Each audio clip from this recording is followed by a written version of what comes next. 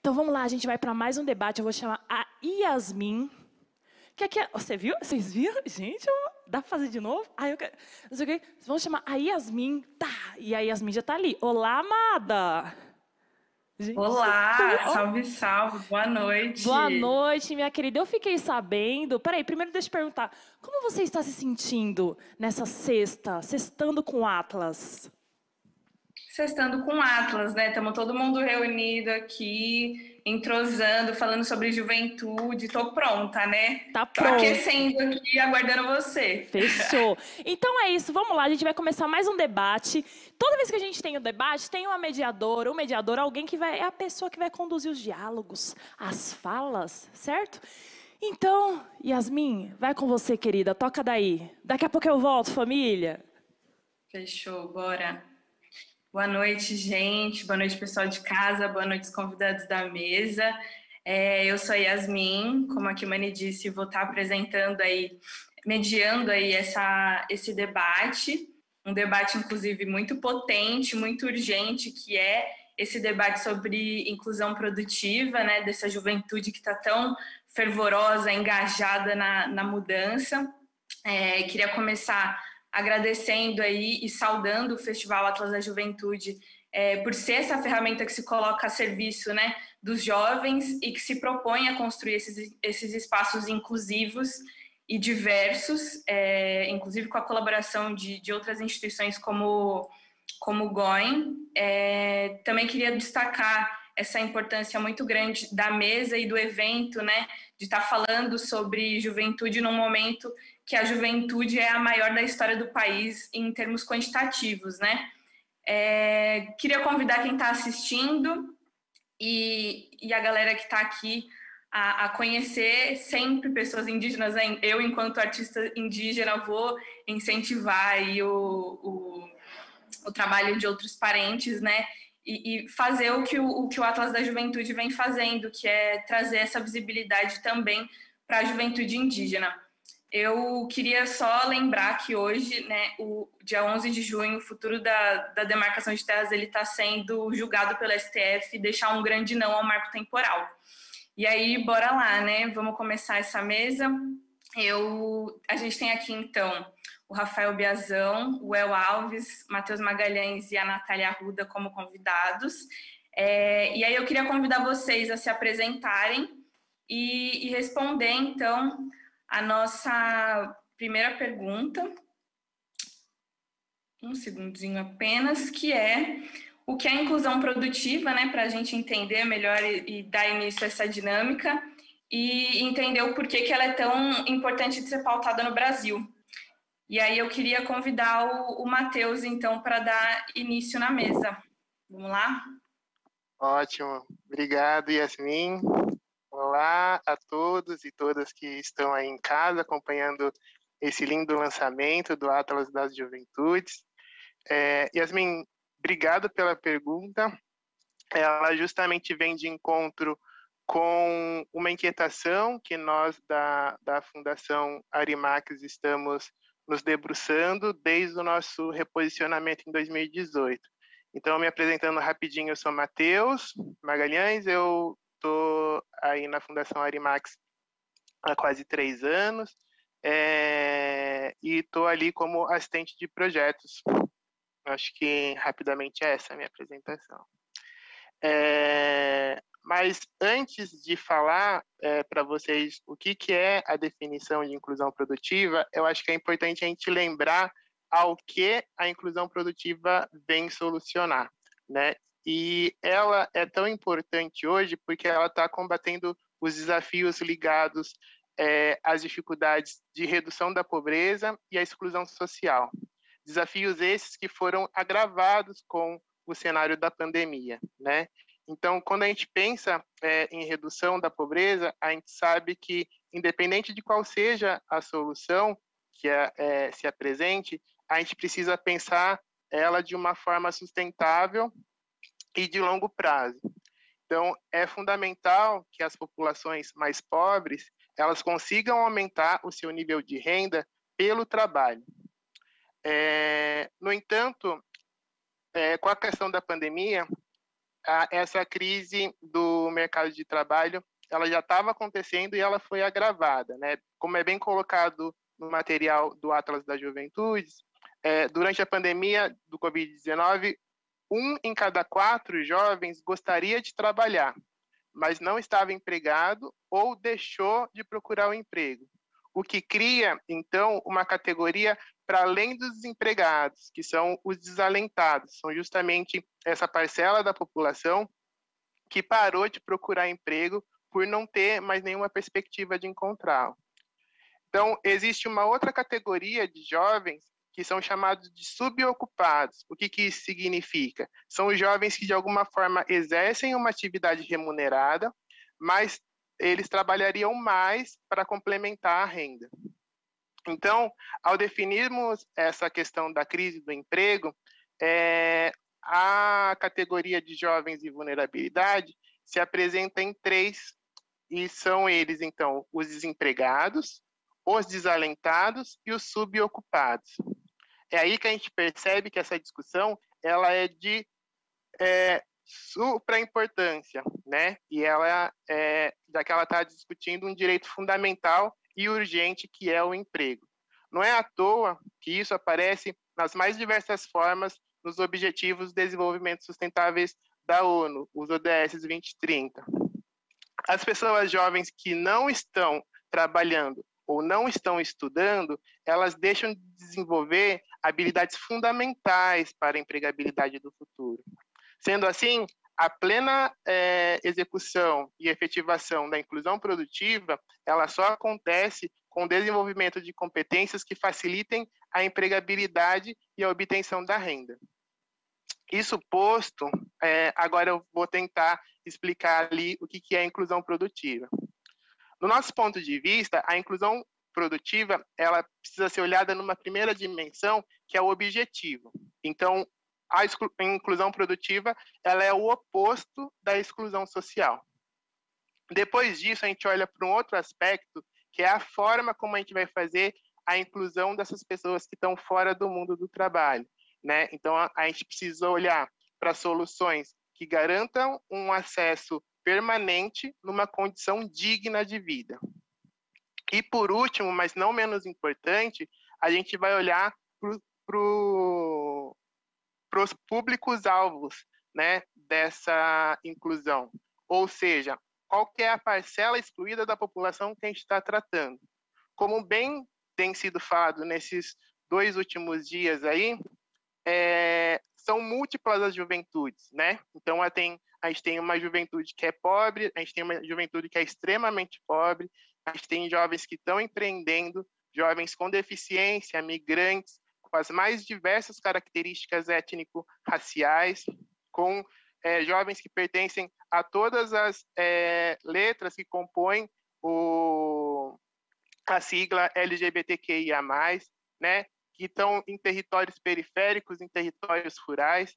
Então, tudo isso, para fechar, a inclusão produtiva, a gente consegue definir como a inserção de população pobre ou em situação de vulnerabilidade para geração de trabalho e renda de maneira mais estável e relativamente duradoura, ou seja, seja decente também para superar as situações crônicas de exclusão social. Eu acho que só para fechar, vale ressaltar, portanto, que a inclusão produtiva, ela responde a um contexto social e ela vai se modificando a partir do que é apresentado, né? Então, essa definição de inclusão produtiva, ela responde a uma época e ela tem que ser viva e mutável sempre. Eu espero que eu tenha respondido aí a sua primeira pergunta e estou aberto para a gente discutir mais um pouquinho daqui a pouco.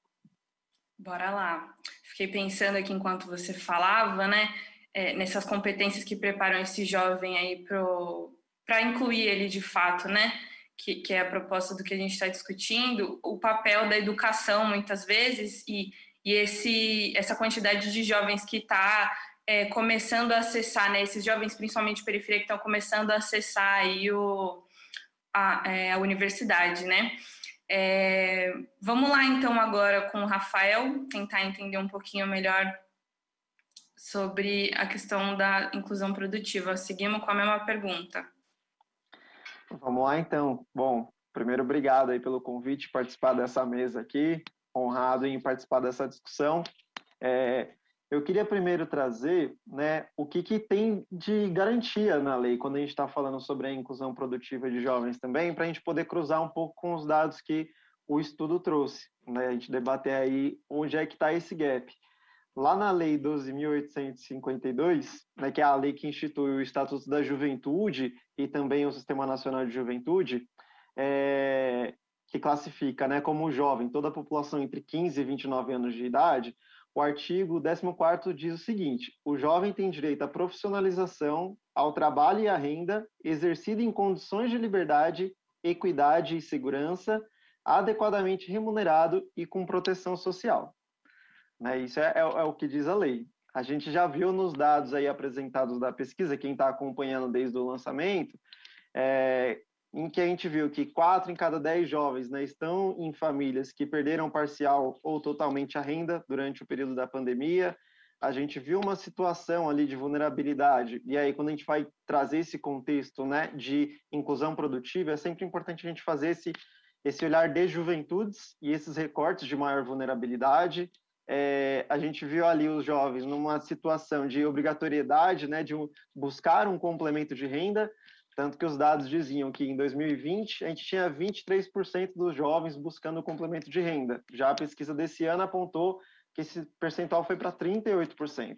Né? Então, e ali um outro ponto que a gente viu é que os trabalhos muitas vezes eram ali expostos, né, a situações precárias, sem segurança. A gente viu curta-metragem agora há pouco do jovem em contexto de vulnerabilidade, principalmente, fazendo atividades saindo da sua casa, né? Tinha necessidade ali, né? Não tinha o privilégio de poder fazer home office, etc.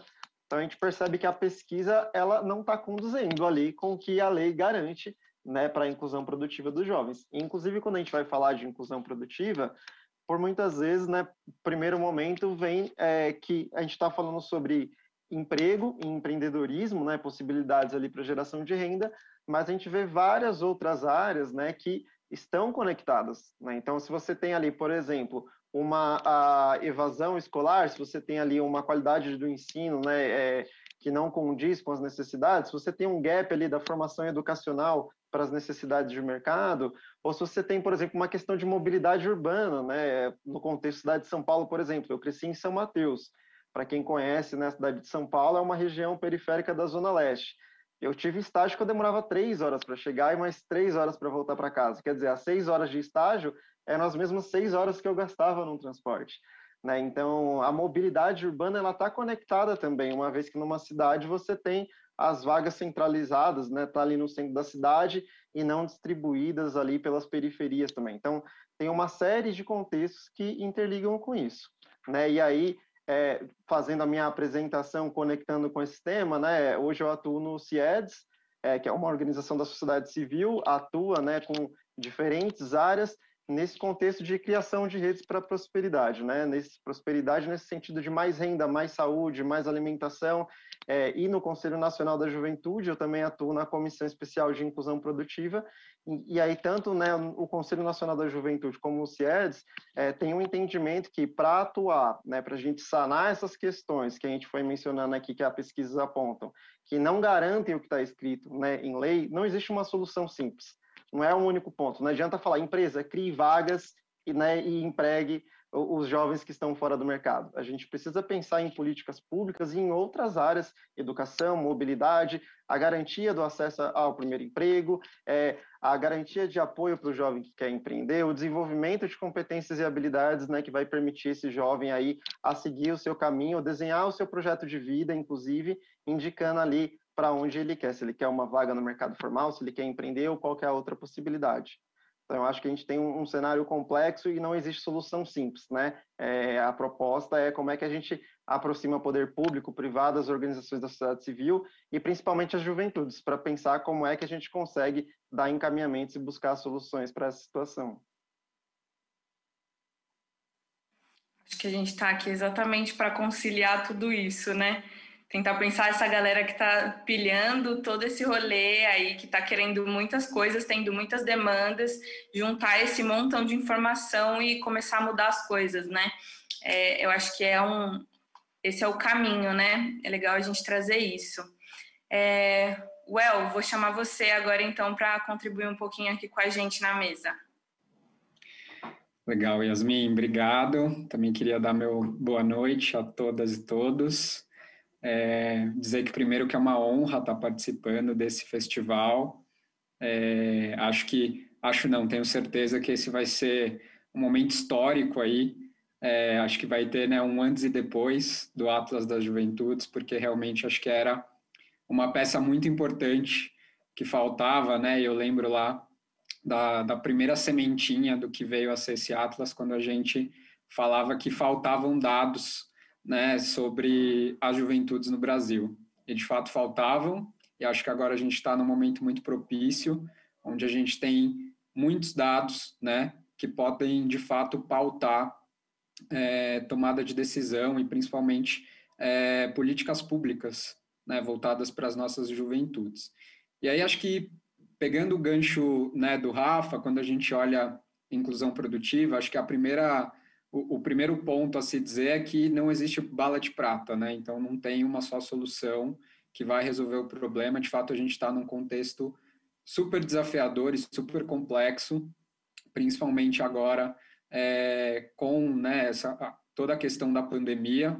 Então, a gente tem, para além de todos os desafios, né, que as juventudes enfrentam para acessar uma oportunidade, né, e principalmente uma oportunidade que não seja só, né, uma vaga de baixo valor agregado, que a gente fala, né, que é uma posição que não traz uma perspectiva de fato de carreira, de desenvolvimento, né, então, que são aquelas vagas que a gente sabe que estão fadadas, inclusive, a desaparecerem, né, com a automatização, que são as vagas de telemarketing, né, de estoquista, enfim, vagas mais operacionais, e que são essas vagas que normalmente esse jovem periférico, né, que também as pesquisas apontavam, né, como os neném ou sensei, mas que no GOEN, né, e aí também já me apresentando, hoje eu faço parte da equipe do GOEN, que é esse programa que trabalha inclusão produtiva em algumas comunidades pelo mundo, e que aqui no Brasil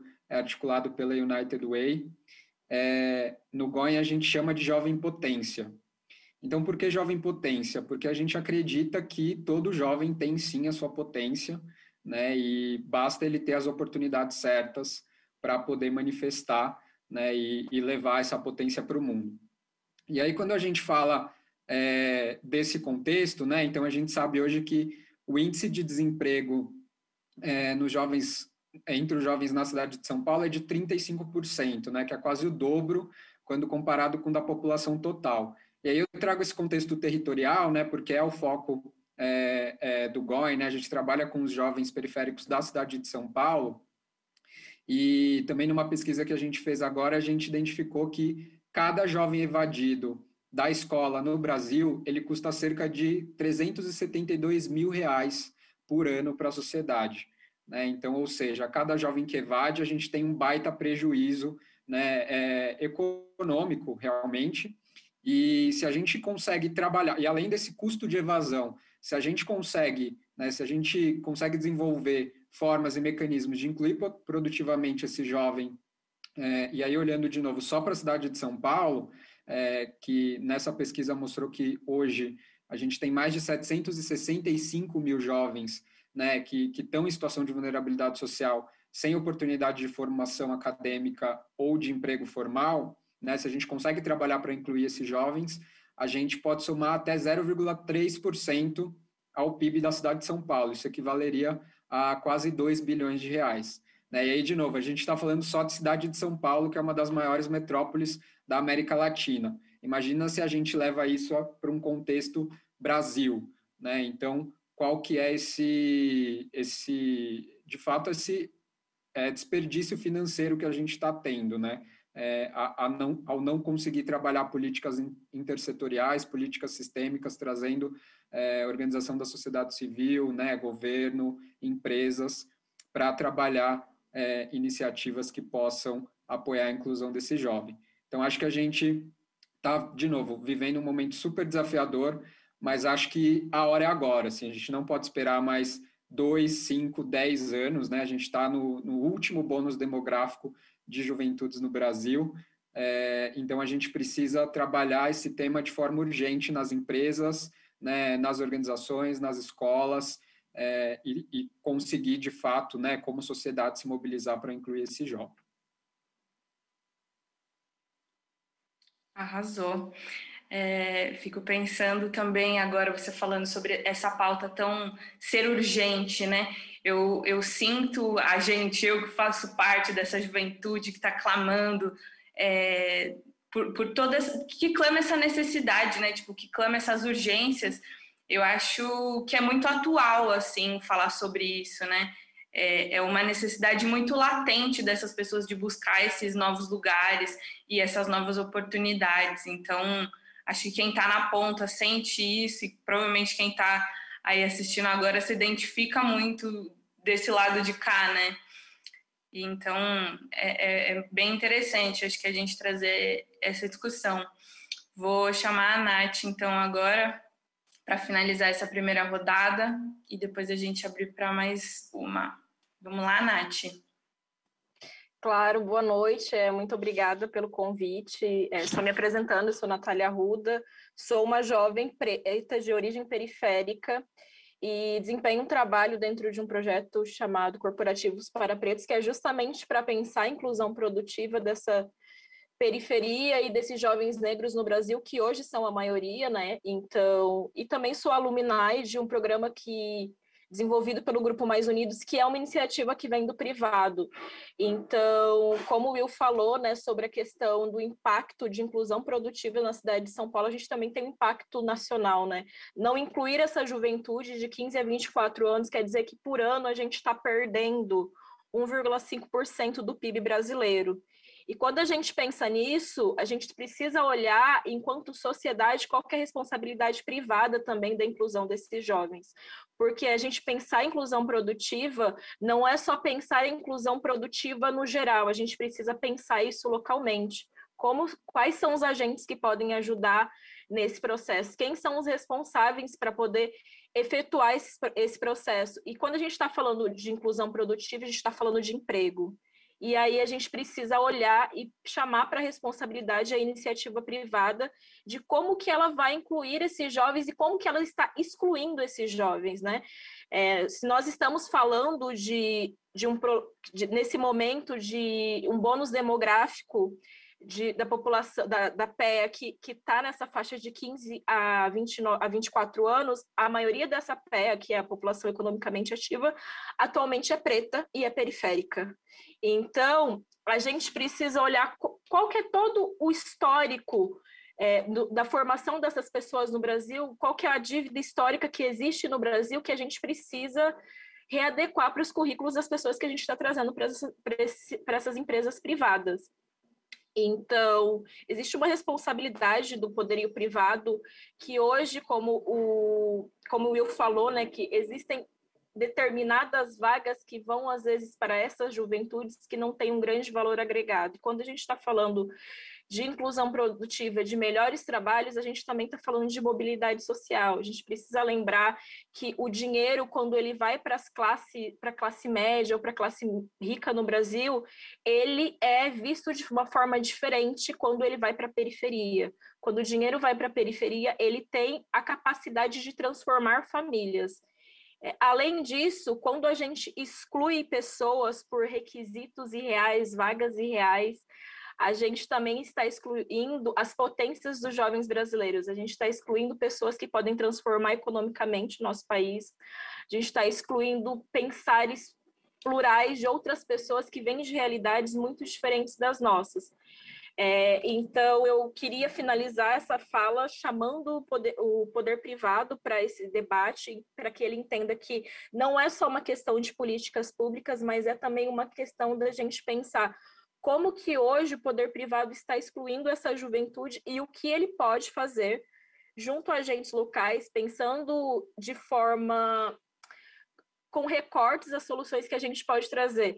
Não quer dizer que todo jovem tem o sonho de ir para o mercado corporativo, ou todo jovem tem o sonho de trabalhar numa multinacional. mas é sim garantir que todo jovem tenha acesso à educação, é sim garantir que todo jovem tenha acesso à infraestrutura básica, que, como falaram antes na mesa, que a questão de mobilidade, de pegar 3 horas de transporte, o meu desempenho dentro de uma empresa e o desempenho de quem pega 6 horas de transporte é diferente. É pensar que a gente não vem de um mesmo lugar e por isso a gente não pode ser avaliado da mesma forma. E que se a gente está pensando que essa população economicamente ativa vai movimentar a economia do país, a gente precisa pensar também não só em inserir essa população nas empresas, mas também como é que a gente capacita, como é que a gente desenvolve, como é que a gente chama esses recortes da sociedade de populações subrepresentadas, e aí eu estou falando de jovens com deficiência, pretos, periféricos, LGBTQIA+, que hoje não estão tão representados nessa máquina econômica para repensar esses lugares, porque se a gente exclui esses jovens nesse momento, lá na frente a gente vai continuar repetindo esse ciclo de as mesmas pessoas sempre trazendo as mesmas soluções e a gente não vai mudar enquanto país. Então é isso, né? Fica o convite aí para as instituições privadas para pensar e se responsabilizar nesse processo também por essa juventude, né? Que é uma superpotência criativa e econômica também. Vou correr um pouquinho aqui com as perguntas do chat. A gente tem 2 perguntas para responder, daí acho que dá para a gente fazer em rodadas, mais ou menos nessa linha. Daí vou pedir só para vocês serem um pouco mais breves na resposta, para a gente dar conta de fazer as 2, tá bom? Beleza, eu vou fazer a primeira pergunta então, e daí a gente retoma com o Matheus e segue a ordem que estava, pode ser? A Caroline Lobato perguntou, né? Quais seriam as melhores políticas para ajudar os jovens das periferias? Vamos lá. Maravilha. Tem uma primeira questão, acho que vale a gente pensar junto, aí trazendo todos os setores, que é resgatar a questão da aspiração do jovem, né? Possibilitar que ele tenha sonhos e planos de um futuro. Então, uma primeira política que eu apontaria é a gente criar programas que façam essa questão do projeto de vida junto com o jovem, para que ele pense que o ambiente de trabalho ele também precisa ser acolhedor, né?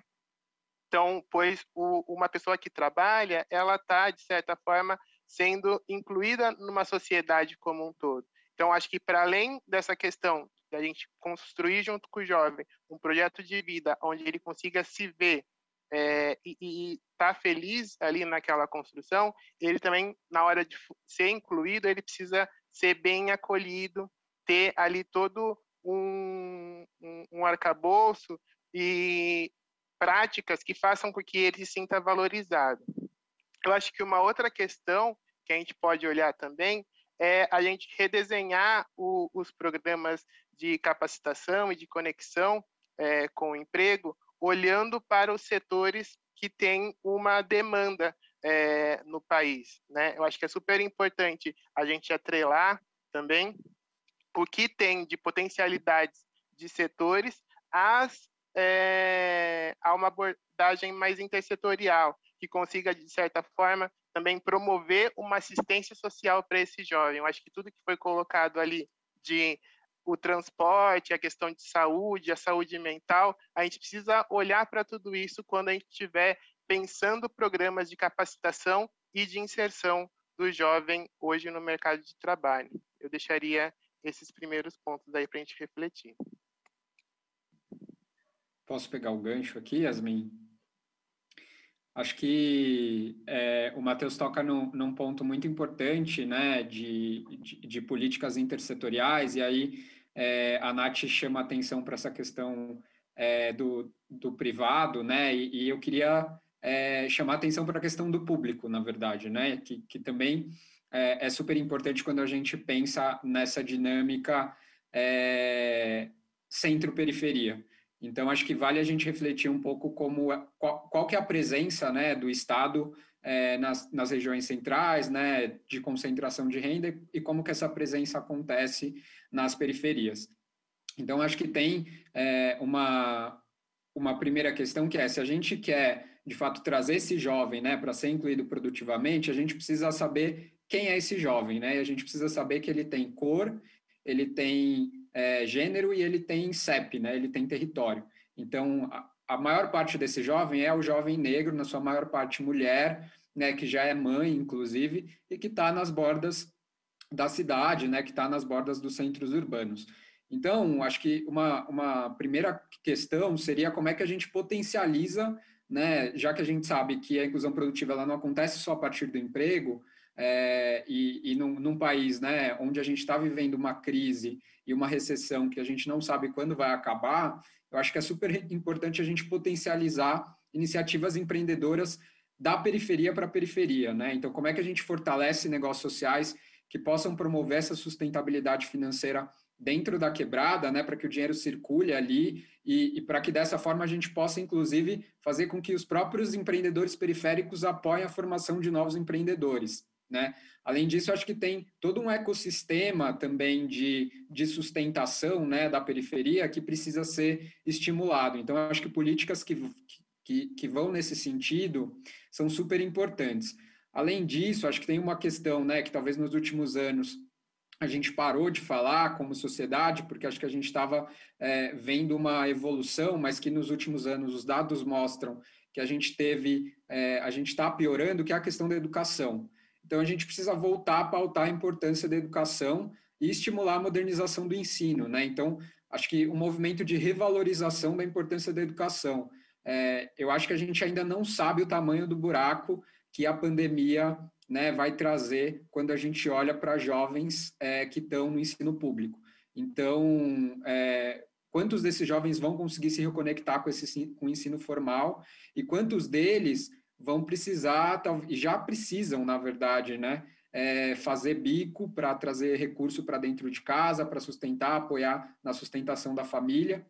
Então, acho que se a gente consegue atuar em rede para, por exemplo, se engajar na melhoria da qualidade da educação, na promoção do debate, de novo, né, para que isso volte para o centro da construção de política pública e também apoiar modelos, né, que tragam a importância do ensino técnico profissionalizante no país, é algo super importante. O Brasil hoje tem 8% dos jovens só que estão formados em ensino técnico, né, uma porcentagem muito baixa se a gente compara com outros países que têm os seus jovens, né, como grande força produtiva.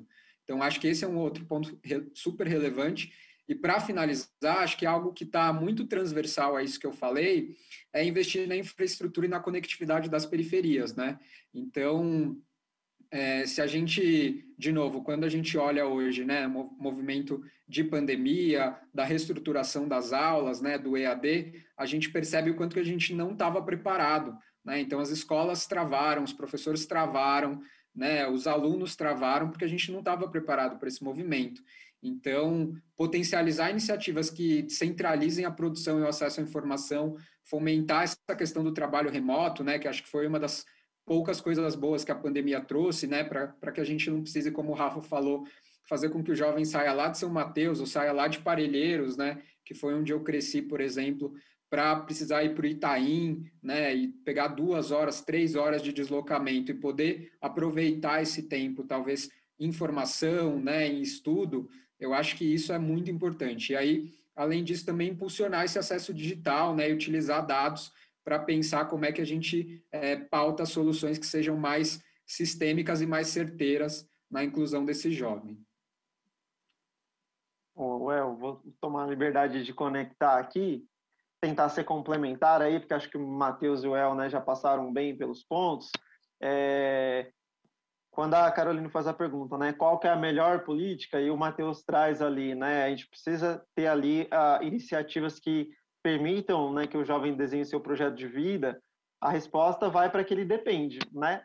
A melhor política é aquela que se adequa aos desejos e às necessidades das juventudes, assim como desejos e necessidades também de sociedade, né? Então, como é que a gente tem que olhar de maneira intersetorial, a gente precisa olhar para diferentes possibilidades, né, nessa frente de inclusão produtiva do jovem. Algumas leis elas já existem e aí precisa ali de uma fiscalização, precisa fazer chegar em quem mais precisa. Então você tem, por exemplo, uma lei de jovem aprendiz, né, que é preciso fazer um olhar para essa lei para entender quem são as organizações formadoras, como é que essas organizações formadoras também têm ali um processo formativo que olha para esse jovem em contexto periférico, né, como o El trouxe, esse jovem que tem cor, que tem gênero, né, enfim, e tem uma formação que se adequa à realidade ali, à realidade do jovem que está vindo de um contexto de escola pública também, mas você pode ter também ali outras leis de fomento ao empreendedorismo, né, como a gente colocou aqui, de ter processo de referência dentro das comunidades periféricas, que seja um processo de formação empreendedora não romantizado, né, mas o empreendedorismo ali, que é o empreendedorismo que a gente viu na pesquisa refletida aqui, né? Às vezes é o empreendedorismo ali para gerar uma renda extra, ou não, o jovem conseguiu tomar ali uma decisão consciente de que ele quer empreender, como é que a gente oferece a melhor estrutura, e que a formação, inclusive, não é cheio de termos em inglês para um jovem que não sabe inglês, por exemplo, né? Ou até você faz um D-para, né? E consegue explicar, ó, em outro contexto, né? Quando estivesse discutindo determinado ponto, é disso que a gente está falando, que às vezes o jovem já vivencia isso, né? Mas os termos, inclusive, afastam esse jovem desse processo formativo. Ou até mesmo, dentro dessa lógica de desenhar um projeto de vida, pegar, por exemplo, sei lá, esse jovem quer atuar com a cultura. Quais são as políticas públicas existentes que oferecem uma formação, oferecem, inclusive, uma bolsa que condiciona esse jovem a estar num processo formativo para atuar nessas frentes, né? E aí, de novo, né, destaco que não consigo ver um outro caminho que não seja aproximando o público privado para essa discussão, né? As empresas, elas criam vagas, mas o público ele precisa ali criar condições também, políticas públicas que permitam ali também essas empresas a criarem oportunidades, enfim, incentivos para que a gente consiga oportunizar a vaga para esse jovem que mais precisa, né? Para esse jovem de contexto periférico, para esse jovem que hoje não está incluído produtivamente. Você vai querer comentar alguma coisa, Nath? Senão a gente segue para a próxima. Eu acho que eu vou comentar na próxima pergunta, que entra muito no que eu posso contribuir. Tá bom. Então, daí caminhando para a nossa última pergunta e já o encerramento, né? A galera quer saber como que a sociedade pode apoiar na inclusão produtiva de tantos jovens que já estão precisando de renda e como que vai ser esse processo no pós-pandemia, né? Eu acho que os meus colegas já falaram muito sobre que não existe só um caminho, né? Mas a minha grande preocupação nesse momento é justamente esse jovem que está empreendendo por subsistência, né? Não é a questão romantizada de eu sou empreendedor porque quero, mas eu sou empreendedor porque eu preciso comer. Eu sou empreendedor porque às vezes eu perdi a pessoa que era o arrimo de família, meu pai e minha mãe morreu e agora eu preciso sustentar os meus irmãos. Então, eu acho que a sociedade, ela não só deve, como ela tem que ter um compromisso de ser um agente fiscalizador de para onde essas vidas vão, tanto no pós-pandemia como nesse projeto que a gente tem de sociedade de caminhar evoluindo de forma conjunta, de entender que o meu jovem que está ali desesperado por emprego, ele não pode ser subempregado. O jovem aprendiz que entra na empresa, que na verdade ele vai ter acesso ao primeiro emprego, ele não pode ser a mão de obra mais barata. A gente precisa entender que criar oportunidades para essas juventudes não é só uma questão quantitativa, mas é uma questão qualitativa. Como é que eu desenvolvo essas pessoas? Como é que eu tive um sobrinho, né, que eu tenho, aliás, um sobrinho, o meu sobrinho que entrou por um programa de formação de jovem aprendiz, que ele saiu de uma posição de entrar como alguém que trabalhava no estoque para ir para a posição que seria a de atendimento ao público mais alta de vendedor. Mas parou por ali e aí, em algum momento, saiu da empresa. Por que eu não continuo desenvolvendo esse jovem? Que eu peguei lá do começo, que eu peguei no início da sua vida ainda acadêmica, ainda no ensino médio, para chegar numa posição de gestão. Porque, afinal de contas, eu estou falando de um jovem que passou por todos os processos de uma empresa. Então, a gente não pode, enquanto enquanto sociedade, enquanto comunidade, no sentido amplo da palavra, porque a gente precisa entender que empresas são coisas abstratas, são feitas por pessoas, sermos coniventes com o subemprego e com a oportunidades de jovens. E aí, quando a gente fala de novo de jovens, em sua maioria pretos e pobres, e periféricos, a gente está falando de uma questão social e racial. E não é porque eu, setor privado, ou eu, jovem, que estou naquela parcela mais favorecida da sociedade, tenho oportunidades e eu consigo pensar o meu futuro a partir do meu desenvolvimento de carreira, que eu não vou pensar no futuro do jovem que está pensando seu desenvolvimento de carreira. O início é pela subsistência, o início é o que eu vou comer amanhã. Então, a sociedade ela precisa se comprometer e cobrar ativamente poder público e privado. E, de novo, todas as instituições que nós temos são abstratas, elas são feitas por pessoas. A gente precisa cobrar não só a inclusão, quanto o desenvolvimento dessas pessoas. E a gente não sabe o que nos aguarda no pós-pandemia. A gente não sabe quantos jovens evadiram do ensino formal. A gente não sabe quantos jovens estão endividados, estão desabrigados. Então, nesse momento se faz muito mais urgente a gente olhar para o todo e a gente olhar, às vezes, o seu ex-colega de trabalho que talvez perdeu o emprego nesse momento, está trabalhando para aplicativos de entrega por uma necessidade de comer. Como é que você ajuda? Como é que você se conecta em relação aos espaços que você tem? Eu falo muito no Corporativo para Pretos que networking não é QI.